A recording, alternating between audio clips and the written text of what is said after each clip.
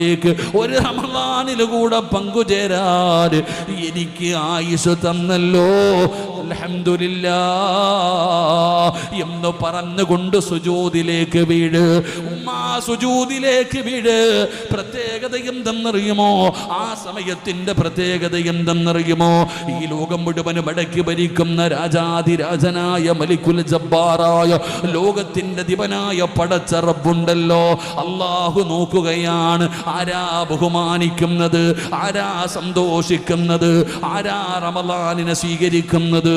അല്ലാഹു ആകാശത്ത് നിന്ന് ഭൂമിയിലേക്ക് നോക്കുകയാണ്. ആ നോട്ടമെങ്ങാനും ഏതെങ്കിലും ഒരു പെണ്ണിന് കിട്ടിയാൽ, ആ നോട്ടമെങ്ങാനും ഏതൊരു മനുഷ്യന് കിട്ടിയാ, ലം യുഅദ്ദിബുഹു അബദാ,